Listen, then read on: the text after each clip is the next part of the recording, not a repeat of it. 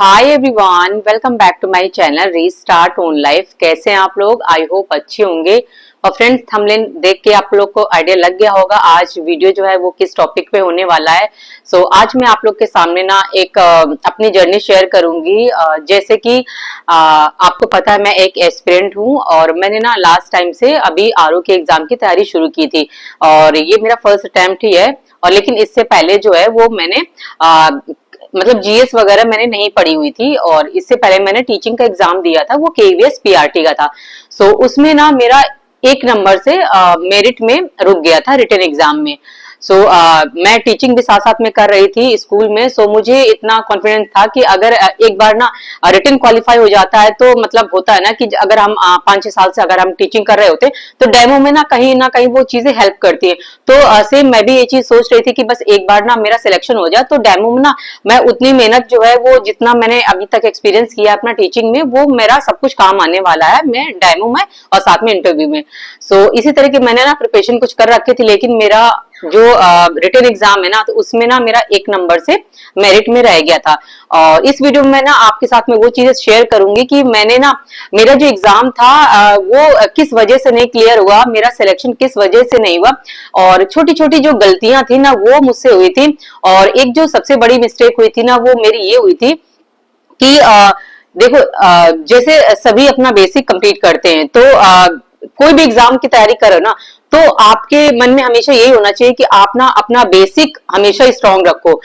जैसे कि Hindi, English, maths और साइंस वगैरह जो है अगर किसी में आती है तो ठीक है, वरना हिंदी, इंग्लिश, मैथ्स ये जो 3 चीजें हैं और साथ में जीएस के जैसे कुछ भी पोर्शन हो गए, जैसे कि आपने हिस्ट्री पढ़ रखी होगी पहले, अब किसी ना किसी ने तो किसी भी एग्जाम के लिए पढ़ी रखी होगी, तो जैसे हिस्ट्री हो गया, ज्योग्राफी हो गया, जीएस हो गया, ये जो बेसिक कॉन्सेप्ट होते हैं ना इनके एटलीस्ट वो क्लियर होने चाहिए। और जैसे मैं आपको बता देती हूँ, मेरा ना ग्रेजुएशन के बाद जो मेरा टीचिंग में डीएलएड है वो है और पीआरटी के लिए ही मैं एलिजिबल थी। तो मेरे सामने ना डीएलएड जब मैंने किया, पास आउट किया 21 में ही मैंने सीटेट वगैरह सब कुछ क्लियर कर दिया। CTET paper 1, paper 2, UP TET और पेपर 1, पेपर 2 ये सारी चीजें मैंने क्लियर कर दी थी। इसीलिए ना मेरे सामने जब वैकेंसी आई तो मैंने सोचा कि चलो मैं इस वैकेंसी को फिल करती हूँ। और जितना मैंने अभी तक पढ़ा हुआ था ना वो सब चीजें ना ये था कि चलो क्योंकि सीटेट भी ना मेरा अच्छे नंबर थे, सीडीपी वगैरह मेरी मतलब अच्छी थी और उस टाइम पे आप 30 में से ना मेरे 29 सीडीपी में आए हुए थे, दोनों में, पेपर 1 पेपर 2 थे दोनों में। तो मतलब मुझे ना अच्छा फील होता था कि ना मुझे अच्छे से आती है। और बस मुझसे एक गलती जो हुई थी वो ये हुई थी कि मैंने एनसीईआरटी नहीं पढ़ी हुई थी। और सच में 2000 मतलब जब हमने किया हुआ था ना डीएलएड तो इससे पहले हमें नहीं पता था कब वैकेंसी आई थी, लेकिन 2018 में वैकेंसी आई थी, दिन इसके बाद में हमारे टाइम पे वैकेंसी आई थी। देखो इस बीच ना क्या हुआ कि हमें एनसीईआरटी का कोई आइडिया नहीं था कि एनसीईआरटी से क्वेश्चंस आएंगे, क्योंकि मेरा जो एग्जाम था वो ये 23 में हुआ था एग्जाम हमारा 21 फरवरी को। तो मेरा 21 फरवरी में सेकंड मीटिंग पे था। जब हम लोगों ने एग्जाम दिया ना तो उसमें एनसीईआरटी के इतने सारे कॉन्सेप्ट आए हुए थे ना कि मतलब ये समझिए हिंदी जो है वो पूरी की पूरी ये समझिए कि 10 से 12 क्वेश्चन ना वो रिमझिम वाली जो बुक आती है, सॉरी गाइस, बेटा हटो, एक तरफ हटो, हटो हटो हटो, वीडियो शूट करने दो बेटू। अच्छा आ जाओ, हेलो कर दो, हेलो कर दो, हेलो, यस एलेक्स, हेलो करो ऑडियंस को, यस हेलो कर दो, हेलो हेलो कर दो, नहीं करना, जाओ।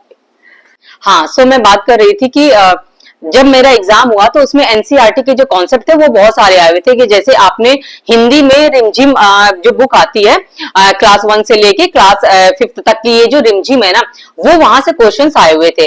तो हमें नहीं पता था। और जब फर्स्ट शिफ्ट वाले जो लोग लेके आ रहे थे ना, अपना पेपर दे के आ रहे थे, तो उनसे पता चला कि रिमझिम के बहुत सारे क्वेश्चन वो आ रहे थे। तो जैसे कि रिमझिम में स्टोरीज होती है तो वो एक ही हिंदी वाली जो बुक चलती है उसमें ग्रामर पोर्शन तो होता नहीं है, वो सारा कुछ स्टोरी वाला ही होता है। तो बैक जो स्टोरी के पीछे जो क्वेश्चंस होते हैं ना उसी से ही क्वेश्चंस फ्रेम होके आए हुए थे। तो अब ये बताइए, थोड़ा जो गैप होता है ना सेकंड मीटिंग वालों का, बहुत ज्यादा तो गैप होता नहीं है। तो जब हम लोग एग्जाम देने जाने से पहले ना, अब हमारे सामने ना तो बुक थी ना ही कुछ था, तो हम कैसे पढ़ लेते। तो ये जैसा था जो एग्जाम था, तो वो सबसे बड़ी मिस्टेक थी कि हम वहां पे जाके ना जो जो फर्स्ट शिफ्ट वालों के एग्जाम में आए हुए थे ना, सेम वही, जैसे अगर क्लास 2 3 से आ गया तो हमारे में ना अलग क्लास से आ गया, तो ऐसे करके ना क्लास 1 से लेके क्लास 5 तक पूरा का पूरा एनसीईआरटी बेस्ड पे 10 से 12 क्वेश्चन आए हुए थे। तो वो समझिए ऐसे ही चला गया था, मतलब कि ग्रामर पोर्शन अच्छा गया था, बाकी ये चीजें खराब हो गई थी। 10 से 12 क्वेश्चन थे, या आई थिंक थोड़े कम थे, इतना अभी एग्जैक्टली याद नहीं आ रहा था, लेकिन ऐसे क्वेश्चन थे। और साथ में जैसे कि मैथ्स हो गया, मैथ्स में तो टोटली आपका एनसीईआरटी बेस्ड ही होता है। जो क्वेश्चंस होते हैं मतलब कि 5th 6th 7th मतलब 8th स्टैंडर्ड तक अगर आपने कर लिया ना, तो वो चीजें आपकी क्लियर होती चली जाएंगी, उसमें कोई इश्यू नहीं था। और बात थी ईवीएस में, ईवीएस में भी ये होता है कि क्लास 1 2 3 यहाँ से ईवीएस नहीं स्टार्ट होती है, वो होती है क्लास 3rd 4th 5th, फिर इसके बाद में तो फिर आपका 6th क्लास से फिर पूरा, जैसे कि एसएसटी का पोर्शन अलग हो जाता है, साइंस का अलग हो जाता है, ये सब चीजें अलग हो जाती हैं। तो हमें ना, मैं यही चीज आपको समझाना चाहती हूँ कि लास्ट टाइम पे मुझसे क्या गलती हुई थी कि मैंने एनसीईआरटी नहीं पढ़ी थी, बिल्कुल भी नहीं पढ़ी हुई थी। और पहले मतलब इतना आइडिया भी नहीं था कि एनसीईआरटी हमें इस एग्जाम के लिए भी हेल्प करेंगी। और वैसे तो मैं हमेशा हर किसी को सजेस्ट यही करूंगी ना कि आप एनसीईआरटी पढ़ो। अगर आप एग्जाम में अभी आप कंपटीशन की लाइन में अभी आना चाहते हो ना, तो आप सबसे पहले ना 1 1.5 साल कुछ कोई फॉर्म मत फिल करो, अपनी तैयारी को एक डायरेक्शन दे दो, एनसीईआरटी बेसिक से स्ट्रॉन्ग कर लो, जो चीजें कॉन्सेप्ट है ना वो बिल्ड कर लो। देन इसके बाद में ना फिर जिस भी आपके एग्जाम की, जो अभी आप एग्जाम की तैयारी करो ना, वो उस एग्जाम की तैयारी देखो हो जाएगी। सो हमें एनसीईआरटी को इग्नोर नहीं करना है, और एनसीईआरटी को ना बेस बना के अपनी तैयारी शुरू कर दो। क्योंकि ना देखो, मैं ये कहूंगी ना कि 60 to 70% जो भी चीजें होती है ना वो बेसिक ही रहता है। एडवांस लेवल वही 20 to 30% होता है। जो चीजें आप जो एग्जाम की तैयारी कर रहे हो, उस एग्जाम से रिलेटेड जो भी पैटर्न रहा है अभी तक का, वो उसी में फॉलो होता है। बाकी जो चीजें होती है ना वो सारा बेसिक ही होता है, क्योंकि देखो बेसिक कभी नहीं बदलता है, वो एडवांस में जो क्वेश्चन का पैटर्न है बस वो चेंज होता है, बाकी बेसिक चीजें वही होती हैं। तो मैंने जो गलती पिछली बार दोहराई ना, वो इस बार मैं बिल्कुल भी नहीं करूंगी, और मैं एनसीईआरटी अभी से पढ़ना शुरू करूंगी।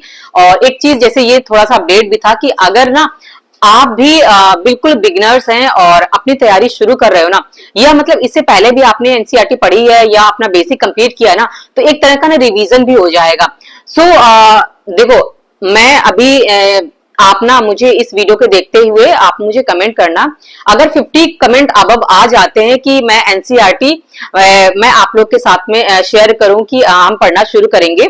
और मैं ये भी सोच रही हूँ कि ना एक प्लान भी मेरे पास में ये भी है कि जैसे ना मैं ये सोच रही हूँ कि जैसे मैं एनसीईआरटी पढ़ूंगी तो मैं वो रिकमेंड आपको भी करूंगी, तो साथ साथ में चीजें ना चलती चली जाएंगी। और इसका ना एक मैं सोच रही हूँ ना हफ्ते में मैं कम से कम 2 से 3 ना लाइव क्लासेस भी लेके आऊं, ताकि ना जब लाइव लेके आऊंगी ना वीडियो, उसमें क्या होगा, जो भी हमने अभी तक पढ़ा है वो ना डिस्कशन हो जाएगा।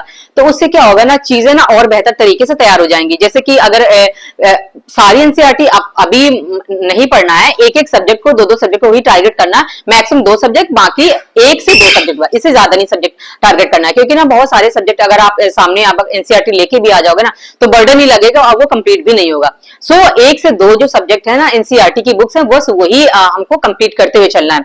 तो मैं ये ऐसा मेरा प्लान है, और आप लोग बताना कि अगर मेरी बात से एग्री हो तो कमेंट करके जरूर बताना। अगर कमेंट ज्यादा आएंगे, मतलब कि 50+ अगर कमेंट्स आएंगे ना, तो मैं ना एक वीडियो के थ्रू अपडेट भी दे दूंगी कि ना मैं लाइव क्लासेस भी आऊंगी, और उससे पहले ना हम एक दिन के टारगेट भी सेट कर लेंगे, और इसके बाद में ना लाइव में आके वही जो चीजें हमने पढ़ी है उसी का डिस्कशन कर लेंगे, और साथ में जो भी क्वेरी होंगी वो मतलब कि ऐसे 40-45 मिनट का एक सेशन रख लेंगे, जिसमें ना सारी जो डाउट्स होंगे वो भी हम लोग एक दूसरे के साथ में शेयर करके दूर कर लेंगे। चलो फ्रेंड्स, इस वीडियो को यहीं पे एंड करती हूँ, और आप लोग कमेंट करके जरूर बताना ये मेरा प्लान ठीक है या नहीं ठीक है। और जैसा भी होगा आप लोग जुड़ जाना, बता देना मुझे कमेंट करके, क्योंकि ना देखो इस बार ना मैं कोई भी चांस नहीं लेना चाहती। जो लास्ट टाइम पे मैंने इतनी बड़ी मिस्टेक की थी ना, एनसीईआरटी पढ़ के ना जाना, इस बार मैं बिल्कुल भी नहीं करूंगी। और अभी से जो बुक्स है ना वो मैं पढ़ना शुरू कर दूंगी। और आप लोग भी पढ़ना चाहते हो तो मेरे साथ जरूर जुड़ जाना और चैनल को सब्सक्राइब कर लो और कमेंट करके भी बता देना, ताकि मैं नेक्स्ट वीडियो ना मतलब तुरंत ही, मतलब 1-2 दिन के बाद ही जैसा आप लोग का रिस्पांस होगा वो मैं लेके आ जाऊंगी। और क्योंकि मैं तो पढ़ूंगी और आप लोग भी साथ दोगे ना, तो देखो होता है ना कि आप लोग भी तैयारी करोगे, हम भी तैयारी करेंगे। और ऐसे क्या होता है ना, एक देखो मुझे भी ना थोड़ा सा अगर साथ में लोग हो जाते हैं, क्योंकि मेरे आसपास भी कोई है नहीं ऐसे कि साथ में तैयारी कर रहा हो, तो अगर आप लोग भी साथ दोगे ना तो मेरा भी कुछ ना कुछ भला हो जाएगा। और आप लोग के साथ तैयारी करूंगी तो हो सकता है कि मेरा इस बार भी जो लास्ट टाइम पे मैं जो नहीं हुआ ना वो इस बार हो जाए और आप लोग भी पढ़ लोगे, के लिए ये बेनिफिशियल ही रहेगा। सो चलो कमेंट करके जरूर बताना। और इस वीडियो को मैं यहीं पे एंड करती हूँ और मिलती हूँ नेक्स्ट वीडियो में। Bye and take care.